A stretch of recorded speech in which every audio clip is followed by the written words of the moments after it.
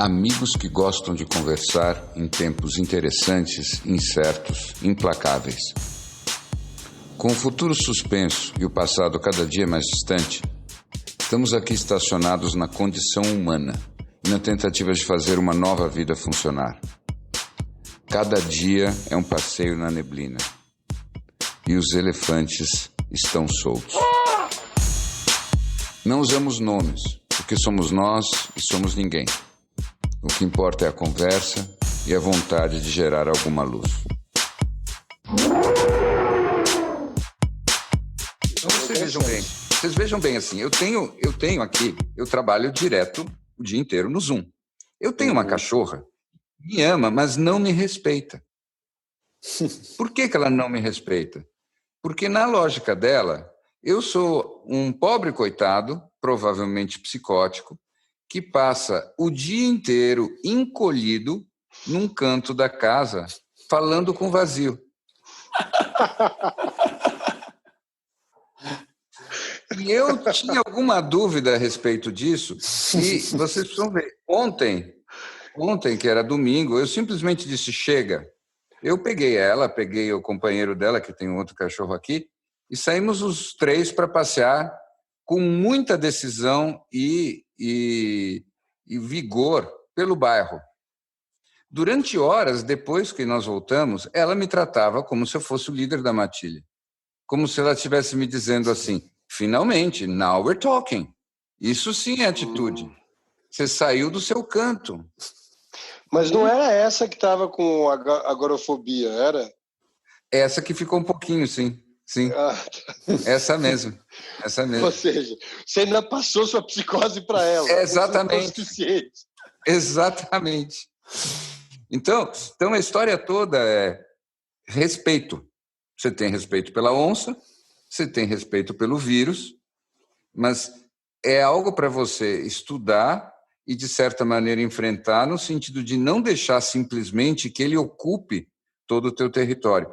Porque ficaram falando para nós do Cuca, a Cuca vem pegar, a Cuca vem pegar, e todos nós morremos de medo e nos encolhemos. Existe a possibilidade de que a gente tenha exagerado, porque nós pegamos o não saber e transformamos o não saber na certeza da ameaça máxima. Ou seja, é possível, eu não estou afirmando, mas é possível que a nossa cultura, que busca tantas certezas, ela tenha tratado a incerteza como a própria ameaça. E a ameaça e a incerteza são coisas diferentes.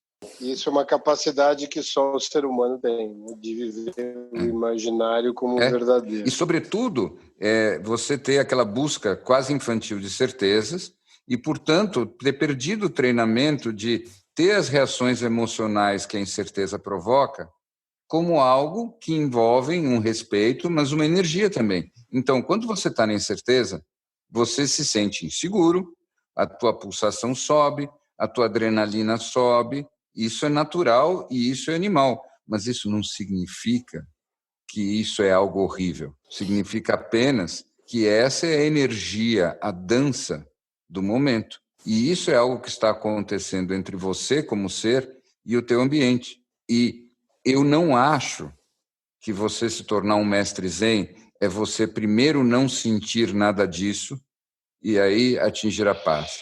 Eu acho que o jeito de você virar um mestre zen é você pegar essa energia, observar ela, dançar com essa energia, agir de acordo com o que essa energia espera e deste lugar você entender que está tudo certo. Está tudo certo a ameaça, está tudo certo o teu corpo sentir medo, e você está lá participando de tudo isso.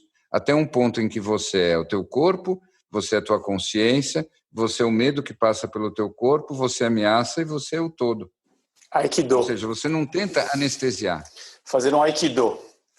É pegar a energia e convidar ela para dançar. Agora, eu estava pensando aqui, eu tenho algumas observações. A nossa sociedade é fruto da educação que a gente teve, que nós tivemos, e a mesma educação que nós continuamos colocando para os nossos filhos e para as próximas gerações, que é um treinamento da resposta certa. E a resposta certa, ela pressupõe uma certeza. Então, você acerta, você ganha a nota 10. Você erra, você ganha a nota 0. Né? Então, é uma fronteira muito clara de hits and misses, em que as pessoas passam uma vida sendo treinadas para acertar. Quando você é um super performer nesse sistema, o que você entende é o que você precisa fazer para tirar as melhores notas, que nada mais é do que hackear esse sistema de alguma forma. A gente vive num mundo que todo mundo que lidera hoje passou, as grandes lideranças são as pessoas que se deram melhor nesse sistema. Então, eu acho que é impossível a gente poder imaginar que a gente teria alguma reação diferente do que a gente tem. Eu vejo os relatórios da OMS, cada dia é uma coisa. Um dia os assintomáticos passam mais, outro dia passam menos, então acho que ainda nos próximos 2, 3 anos a gente vai ter muitas idas e vindas aí. Mas quando você pensa numa sociedade, que é a sociedade que a gente está inserido, seria impossível a gente ter uma reação diversa e também é compreensível. O que eu estou querendo dizer? Eventualmente a gente pode chegar à conclusão que a gente não precisaria ter uma quarentena tão forte, mas eu acho isso um pouco comentarista de replay. Eu já ouvi de muitas pessoas vocalizarem isso. Eu acho que a gente não... Mas a Suécia não fez. Então, e a Suécia está revendo, né? Tem um comitê criminal agora vendo por que a Suécia... Negócio, né? Cara, por que a Suécia aí tem... eu discordo. Calma, mas deixa eu só terminar. Acho que não... A Suécia tem 10 vezes mais mortos do que os países vizinhos. Porque saiu de casa 10 vezes mais do que o país vizinho. Então, mas o que eu acho é que a gente tem que ver no nível de 3 anos se o protocolo de cura vai estar tão mais avançado que na hora que as pessoas saírem. E eu não acho que existe certo. Mas não é questão de cura. Nós temos que entender quem são as pessoas que morreram. Isso que eu acho que é mais importante. Acho que não é o tema aqui, a gente ficar entrando em cima de tratamento e doença, mas tudo que eu li, o mais relevante é você entender daqui a 10 anos se o grupo que normalmente teria morrido com o Covid foi exatamente o grupo que morreu. Independente de quão cedo isso aconteceu. Eu entendo toda a teoria de você não sobrecarregar o sistema de saúde. Talvez por aí tenha uma visão. Mas o meu ponto mais provável... Eu também, desculpa, termino de te interromper, desculpa. Não, vai. Não, eu só queria dizer, eu nem queria entrar nesses específicos em si, mas o que eu acho é que essa resposta, seja ela exagerada ou não, e eu não estou aqui falando que ela não é, tá? Pelo amor de Deus. A única coisa que eu estou querendo dizer é que acho que a gente não poderia esperar nada diferente dessa educação que a gente teve, que é uma educação de hits and misses. Mas veja bem, deixa eu falar um pouco sobre isso, Snow. Sim, hits and misses. Mas o problema é, sim, nós temos uma tradição cultural que associa isso com culpa. E isso não é necessário. Então, o meu ponto todo é que você poderia ressignificar um monte de histórias e as experiências são diferentes. Quando eu digo educação, eu não estou dizendo que a gente precisa ir para uma educação inventada de um país misterioso que nunca existiu. E eu não estou falando de utopia. Eu estou falando que é perfeitamente possível você pegar uma criança hoje, numa educação familiar, e educá-la de uma forma a considerar os erros e os acertos de uma forma quase esportiva, não necessariamente como algo que envolva culpa ou vergonha. E isso é possível fazer. Então, claro, existe aí uma pressão dos pares, existe uma coisa que envolve que escola ela vai estudar ou como é que os coleguinhas vão se comportar, sem dúvida. Mas que é possível, Ou seja, nós temos um código de interpretações que é uma porcaria. Agora, esse código de interpretações foi criado por nós e ele é completamente reformulável. É a mesma coisa que você chegar e dizer que, nossa, os nossos computadores todos estão com aquele código velho do Windows, sei lá, o Windows 95. Bom, tudo bem, a gente troca a programação. Isso pode acontecer. É alguma coisa que é possível, a evolução está aí dada. O que eu quero dizer é, sim, nós temos uma base biológica que ela não muda há milênios, praticamente nada. Mas todas as adaptações, interpretações e a maleabilidade que nós temos como ser humano são gigantescas. Então, é possível a gente ressignificar as coisas. E é possível, mesmo depois que nós somos adultos, nós reprogramarmos a nós mesmos em cima daquilo que foi a nossa programação infantil. Não é que seja simples, é um exercício que, dependendo do tamanho da tua programação, vai dar um trabalho enorme, mas é possível. A gente se reprograma para reagir de outro jeito. Assim como você pode se reprogramar para várias coisas num mau sentido, você pode se reprogramar para um bom. Um exemplo de mau eu acho até que é possível, mas eu concordo aí com o Snow que é improvável que você venha sendo alimentado em cima do medo, treinado em cima do medo e remunerado, treinado a pensar em cima de medo, e no momento em que se depara com a possibilidade de alguma coisa que o ameace, agir de outra forma, a não ser sucumbir a esse medo. Não, claro. E eu não acho que esse processo de desconstrução, você vê todo o que mudou o mundo depois do 11 de setembro, que foi um movimento que eu acho muito emblemático em relação a essa política de medo. E eu acho que tem gerações, né, essa última geração inteira vem a partir disso e aprendeu a abrir mão de uma série de liberdades individuais a partir de uma noção de segurança. É um modelo que funciona desde que o mundo é mundo, mas ele, nos últimos tempos, eu acho que ele vem cada vez ficando mais singelo e aprimorado.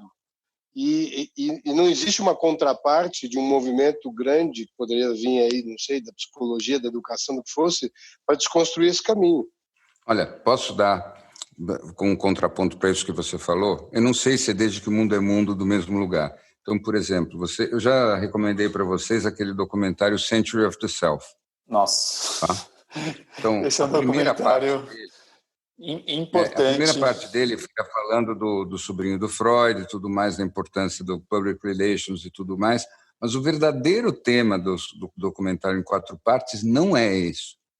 É de como, crescentemente no século XX, a população do Ocidente, para até ser melhor manipulada, foi cada vez mais tratada como criança.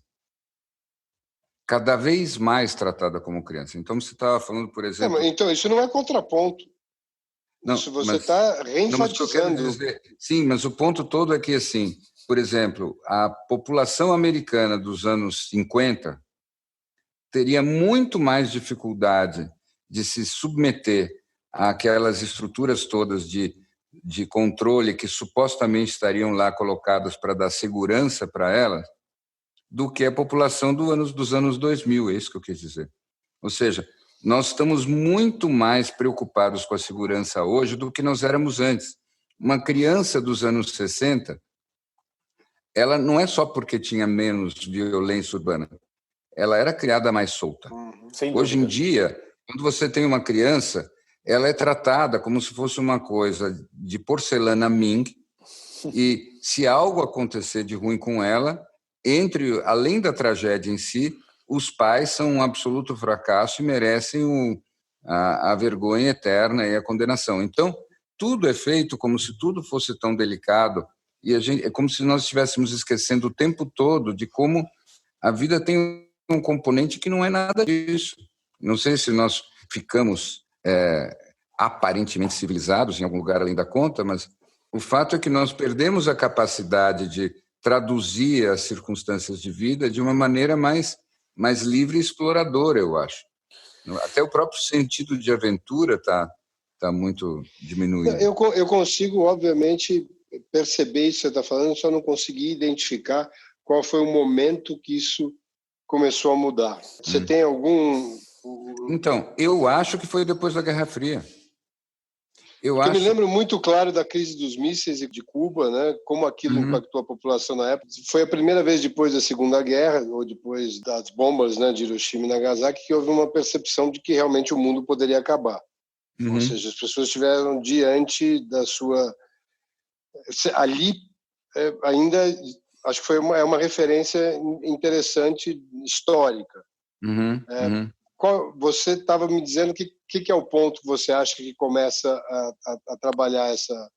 Eu acho que isso começou a mudar nos anos 90.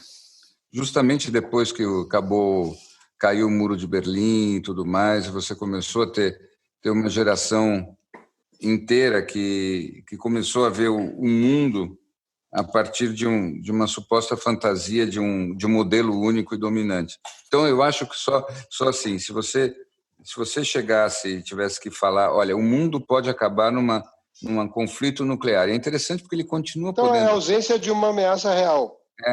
Não é só isso, é o tratar... Quando você vê no Century of Self, você vê que nos anos 90 começou a ter uma virada enorme em termos de tratar todo o eleitorado e a opinião pública como se fossem crianças. Então, você não dá mais más notícias. Isso aconteceu no fim dos anos 80, começo dos anos 90.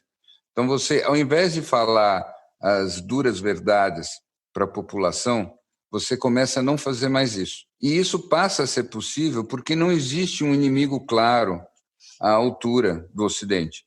Então, o Ocidente se sente hegemônico e aí fica mais fácil você lidar com a população fazendo um discurso Disney e empurrando os problemas verdadeiros com a barriga. Estava ouvindo esses dias que nós estamos hoje muito mais perto de uma crise nuclear real do que a gente estava na época dos mísseis cubanos, e hoje ninguém fala disso, e por isso daí a população tem menos medo.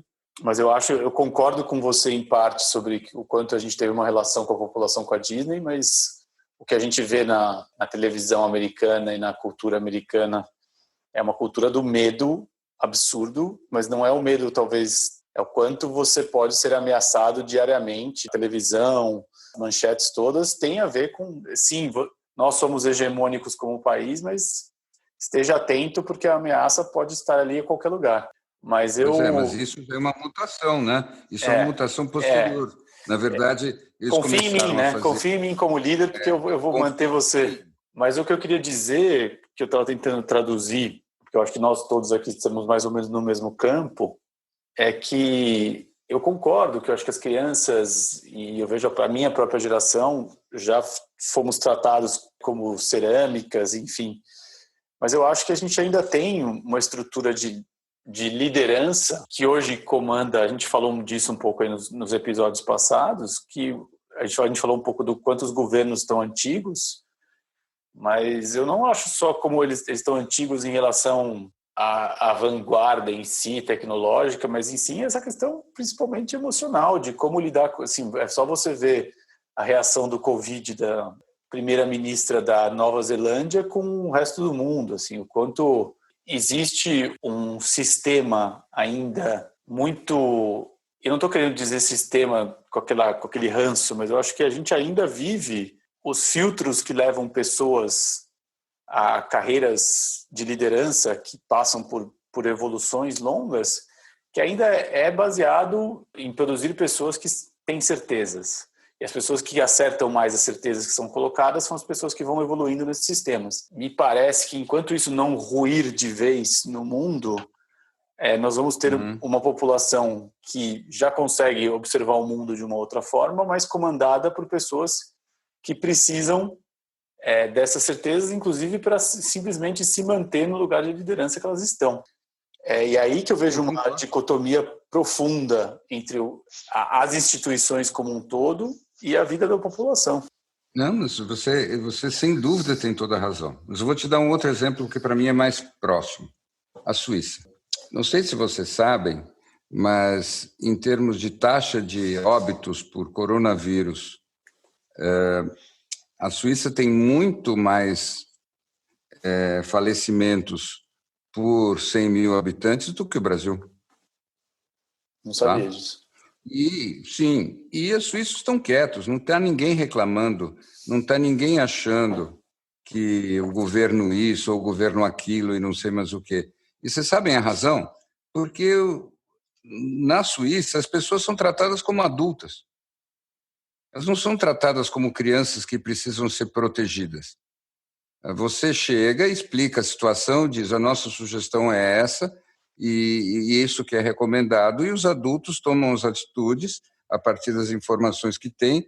E uma das razões pelas quais teve várias mortes a mais na Suíça é porque os suíços, apesar das recomendações, eles não resolveram funcionar de uma maneira tão assustada. Claro, eles tinham uma confiança no sistema de saúde deles que nós não temos razões para ter. Mas o que eu quero dizer é que, sim, eu te dando razão, quando você tem uma população com pouca educação e você tem em cima dela lideranças populistas, o resultado sempre é o pior possível. E é um círculo vicioso, porque, no fim das contas, o populista vai ser responsável pelo que a doença fez, e que também não é bem o caso. Então, na verdade, o que você tem é uma cultura que está sempre botando a culpa em alguém. E quanto mais na vida, e eu estou falando isso tanto como indivíduo, como grupo, quanto mais você está pondo a culpa do que te acontece nos outros, menor é a chance de você conseguir evoluir. Então, a nossa evolução depende da gente tentar enfrentar as coisas, se exercitar, procurar soluções melhores. E no caso da gente detectar que a nossa liderança ela é disfuncional, ela não serve para nada, isso é parte do problema. Então, temos que nos virar sozinhos e tomar as melhores decisões que a gente puder. Pelo menos é isso que me parece o único caminho possível de salvação. E nós não podemos... eu acho que nessa linha que você está falando, eu estava aqui pensando enquanto você falava, e estava vendo os movimentos que o governo americano está fazendo agora, principalmente o Fed, né, o Federal Reserve, e os pacotes que eles estão chamando os pacotes de alívio, né, os relief packages, e conversando com um banqueiro em Nova York, que é responsável pela área de investimentos de risco, de private equity, de um banco dos top 5, ele dizia que eles receberam uma notícia muito clara do Fed que os bancos deveriam, que seria prudente que os bancos desmontassem as posições que iam contra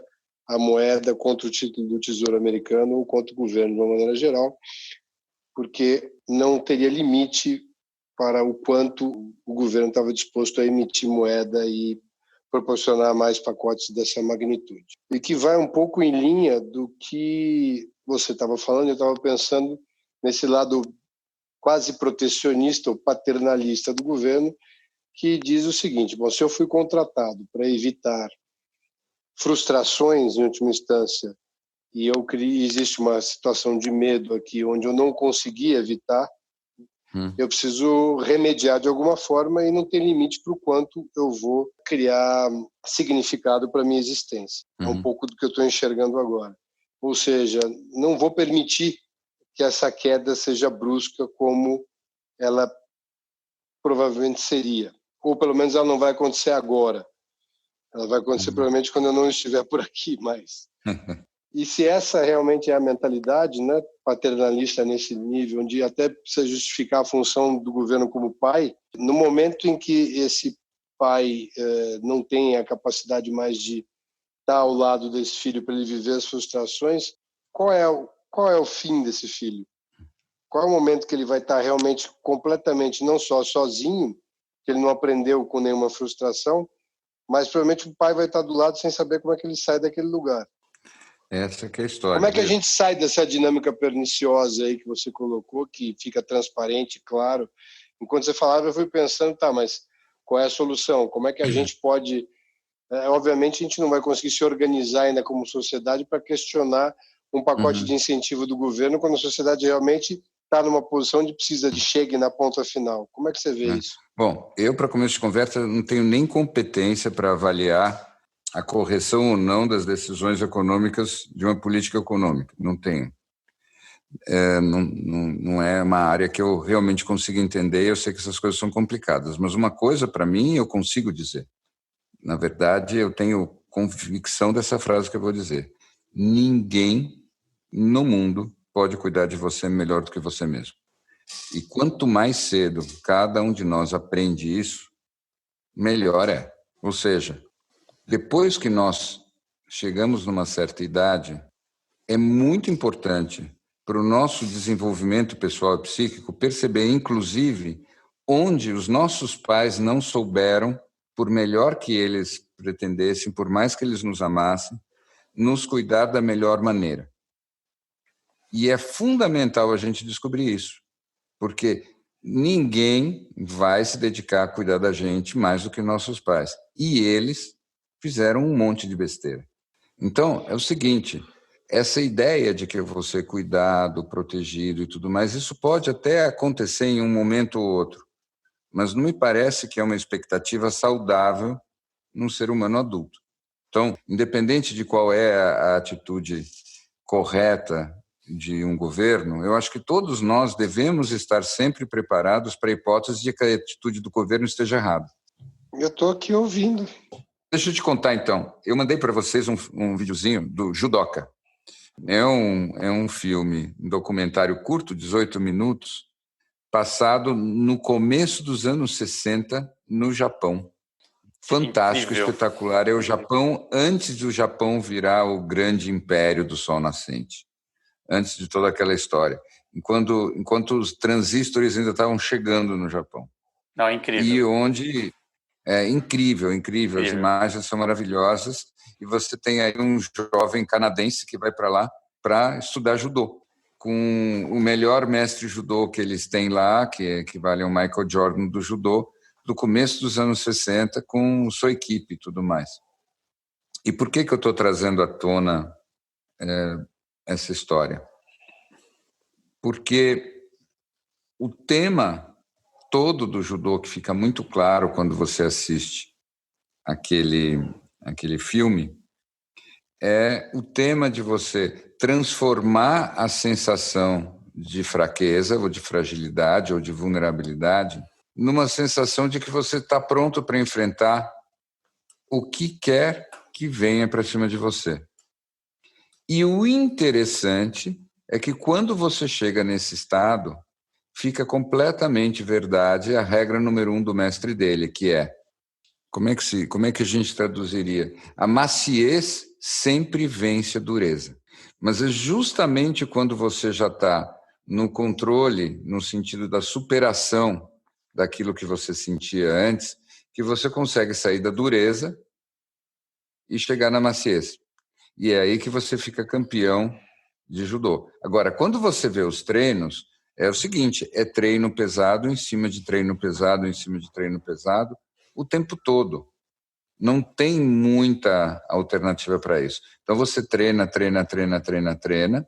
com profundidade e vai resolvendo um por um de todos os obstáculos que aparecem e chega um dia em que você está ali. Agora, esse caminho é o caminho que você tem que fazer com o teu corpo, é o caminho que você tem que fazer com o teu ego. Não existe...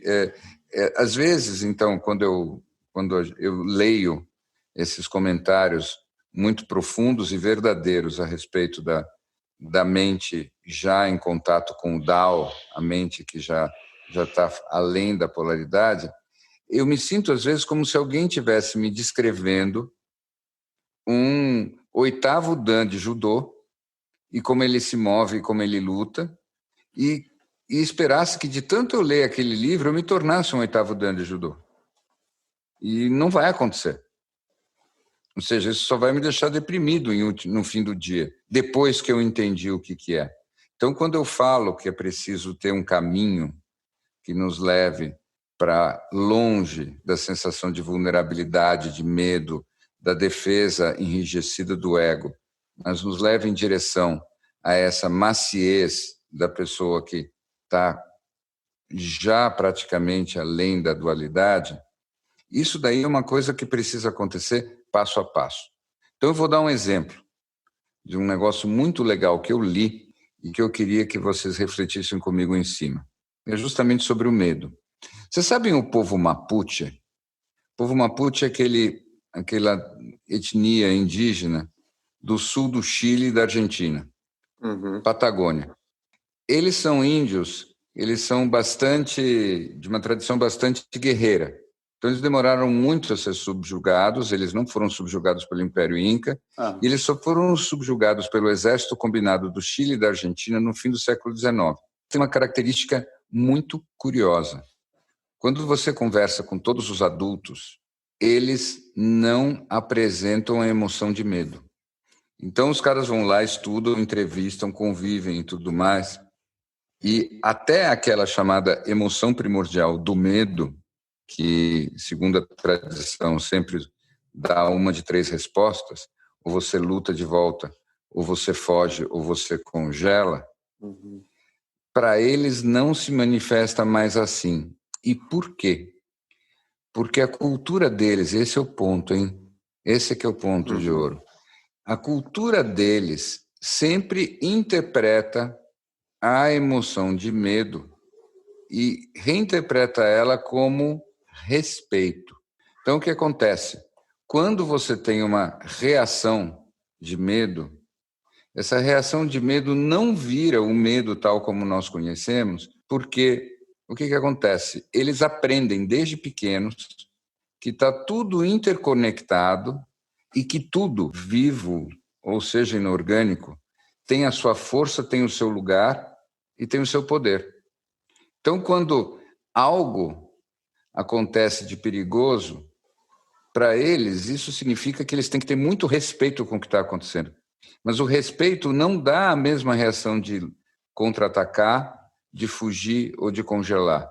O respeito traz uma vontade de estudar, examinar esse negócio atentamente e com cuidado. É uma reação completamente diferente. E é o primeiro povo que eu conheço que não apresenta com o adulto a reação do medo. Não é fascinante? Eu ousaria dizer que talvez seja o segundo povo. Quem é o primeiro? Acho que são os espartanos. Não tinha pensado nisso. A descrição do povo espartano em relação a respeito e medo é muito parecido com essa que você me descreveu agora. E você vê a forma até como eles se posicionavam em combate, até em relação a muitas vezes estarem em posições estrategicamente desprivilegiadas, vinha justamente de uma confiança que era totalmente galgada no respeito. Mas era um respeito muito mais pela batalha em si, pela necessidade daquela batalha, que o outcome, o resultado, não era tão relevante. Por isso era tão difícil combatê-los.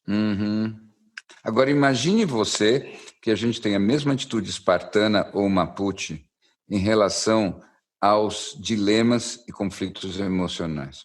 Agora uma pergunta. Eu entendo que o medo é uma emoção do medo da morte em si. Esses mapuches. Uhum. Eles conseguem ter uma ideia de transcendência em que a morte não é o fim? Eles conseguem entender isso melhor? Eles têm uma espiritualidade grande na medida em que eles sentem que tudo está interconectado e tudo tem um lugar. Sim, eles partem de um contexto que é muito semelhante àquele do Sadhguru, quando você pergunta para o Sadhguru a respeito, por exemplo, do coronavírus, que ele responde que Shiva defende o coronavírus. Shiva está ok com o coronavírus. Shiva acha que o coronavírus tem tanto lugar de existir no planeta quanto a própria humanidade. Com certeza os mapuches vão na mesma direção. Mas, para mim, o ponto principal nem esse. Por exemplo, mesmo numa versão completamente contemporânea americana, existe uma tendência hoje em dia, por exemplo, de você interpretar ou reinterpretar emoções fisiológicas que tecnicamente a gente poderia aproximar do medo como excitement, como excitação. Então, por exemplo, você está com as mãos geladas, tremendo, de respirar, o coração super acelerado porque você vai falar em público.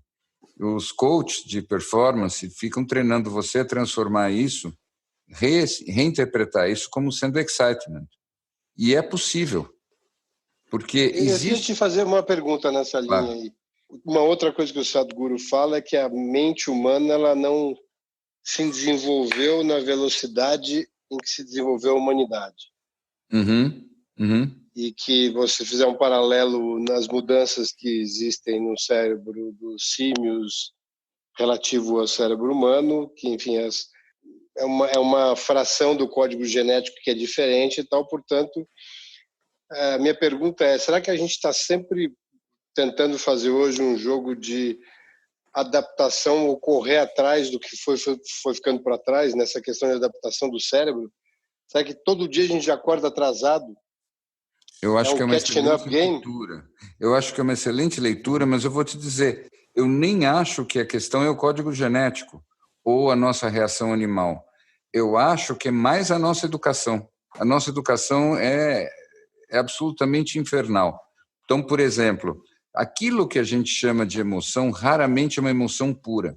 Normalmente é o resultado de uma reação instintiva acoplada numa interpretação que é dada pela cultura e pelo treinamento. Aí eu acho que vou pedir o lado do Larry B., filósofo. O seu amigo Kant, eu acho que tinha uma percepção nessa linha, não? Com certeza. Que nunca nós teríamos uma realidade única, porque sempre estaria passando por esses filtros todos e cada um teria uma visão, uma percepção de realidade diferente.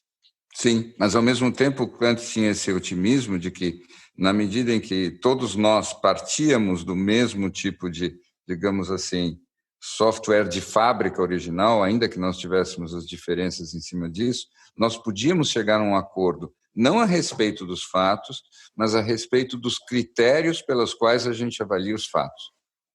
Então, a gente poderia até discutir se aquilo que você viu é aquilo que eu vi, mas a gente podia chegar a um acordo a respeito de o que seria verdade para você e o que seria verdade para mim, num sentido mais ideal. Então, Kant ia nessa direção. Mas o ponto todo, para mim, nós podemos reprogramar as nossas experiências e nós fazemos isso muito pouco. Nós, quando temos uma reação emocional, ela já é carregada de interpretações. Então, veja, por exemplo, como eu estava comentando com você ontem, em muitas culturas, as emoções não são coisas que nós temos, mas elas são fenômenos que ocorrem dentro de um contexto entre pessoas. E, portanto, não dizem especificamente respeito a nós, mas dizem respeito à dinâmica. E quando você pensa em emoção desse jeito, então não tem o menor sentido de você se envergonhar de qualquer coisa que você esteja sentindo. Porque simplesmente qualquer coisa que você esteja sentindo é só uma informação sobre a dinâmica que está acontecendo naquele momento entre as pessoas. E isso já reformula tudo. Tudo fica completamente diferente. Então, quando você já começa de uma base assim, você já começa conectado. E você começa a olhar para toda a energia que está circulando como aquilo que ela é, como um fluxo natural entre polaridades. Então, tudo vira dança. É impossível que algo não seja dança. Vamos falar de aplicações práticas. Sim, senhor. Tudo bem. Senhor. Discutimos um pouco mais cedo sobre essa questão de não estar totalmente à mercê dos fatos que acontecem no externo. E você me falava com muita propriedade que entre essa ideia e a realidade talvez existisse a psicologia. Então, como é que a gente... Vamos pensar, você está falando muito de padrões, né, de condicionamentos, estou entendendo isso, educação, essa parte toda está nesse segmento. Vamos pensar de uma aplicação prática. Nós estamos aí vivendo hoje um momento, talvez, provavelmente, o mais interessante das nossas gerações e possivelmente dos nossos pais também. E você tem essa quantidade absoluta de incertezas. Como é que você... Vamos pensar de um mecanismo inteligente para você entrar nessa dança sem que você passe imediatamente pelo sistema límbico, pela reatividade e tudo mais, partindo do pressuposto que você não seja um meditador profissional.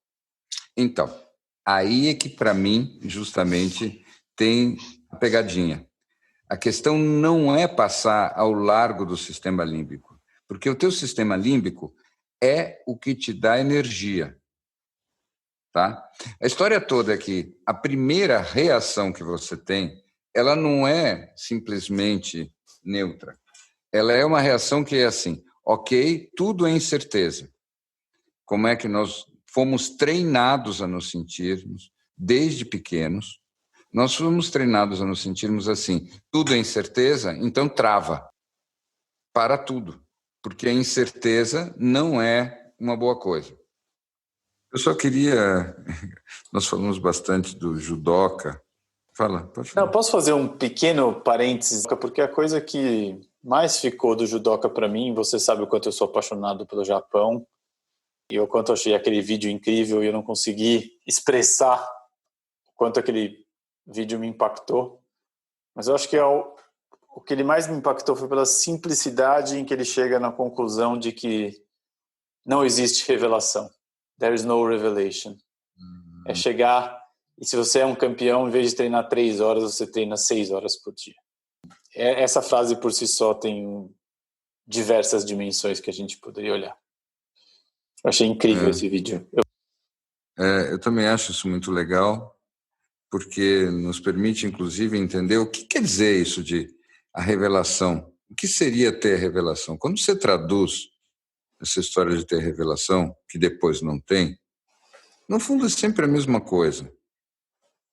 Algo que me fosse entregue e que resolvesse meus problemas. Uhum. Essa história de revelação é uma variante cognitiva do Príncipe Encantado. Exato. Para as meninas pequenas.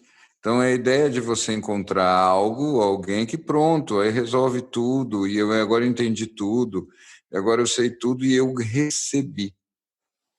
Quando, na verdade, se existe alguma coisa que é a chave, alguma coisa que é a salvação, é o próprio caminho de você enfrentar o obstáculo na busca de uma solução para esse obstáculo. Então, cada vez que você vai lá, passo a passo, centímetro a centímetro, dia a dia, esse caminho é a própria história. Esse caminho é a tal revelação. E o que eu queria só comentar no fim é que eu estava pensando nesse tema todo e eu me lembrei num desses descaminhos que o cérebro da gente faz, que eu tive uma colega de faculdade cujo nome eu não me lembro. Ele está na ponta da língua, mas eu não me lembro. O que não é tão grave, porque nós estamos falando de uma época da qual eu não me lembro de muita coisa, inclusive de mim mesmo. Mas eu me lembro que ela fazia poemas. E teve um fim de poema que ficou na minha cabeça até hoje, e que eu me lembrei dele hoje. O fim do poema é: vou fazer judô, ver se eu mesma me ajudo. E eu fiquei com isso na cabeça. Vou fazer judô, ver se eu mesma me ajudo. E eu me lembro que na época eu achei genial e 40 quase anos depois eu continuo achando muito genial. Bonitinho. Muito interessante. Eu acho genial, e mais genial ainda é ver como funciona a mente humana, que você não lembra o nome dela, mas você lembra as últimas frases. A memória humana é algo espetacular. Isso aí abre uma avenida para um papo muito interessante, que é: o que importa é o que a gente traz para o mundo, e não o nosso nome. Não é? Não usamos nomes. Olha quem chegou aqui, ó. Cara. The hard copy. Entendi. Cara, eu vou te dizer o seguinte: nós devíamos traduzir esse livro. Eu vou traduzir ele até para exercício. Que livro é esse? Devíamos traduzir esse livro. The Science of Enlightenment. E eu acabando, provavelmente não vou poder participar mais dos elefantes nesse plano. Porque você vai estar muito ocupado. Porque assim, ele é tão didático em dizer tudo o que a gente tem que fazer, que é simplesmente chegar e fazer. Eu não conheço esse livro, hein? Ele está aqui porque eu quero ele físico, eu vou sublinhar um monte de coisa mesmo. É mais ou menos assim, metade da página. E você vai parar de sublinhar e vai dizer: tem que comer essa porcaria. Ele é muito bom. E aí, pessoal, aqui um anúncio daqueles urgentes, que tem potencial para mudar o mundo. Demorou, mas a gente está chegando no Instagram. A ideia é ter um canal que a gente possa trocar, bater papo, falar com os nossos amigos que agora já estão do mundo inteiro, colocar umas novidades e alguns conteúdos diferentes. Passa por lá, segue a gente, manda uma mensagem. A gente adora receber feedbacks, sugestões, críticas e elogios. A gente ainda está aprendendo, versão beta total. Mas com a ajuda de amigos, a gente tem certeza que vai ficar super legal e vai ser o melhor lugar pra gente se encontrar para trocar ideia. E se você tiver qualquer dica, manda pra gente. A gente adora, inclusive esse anúncio aqui já é contribuição de uma amiga nossa de lá. Segue a gente, a gente ainda tá aprendendo. Segue a gente.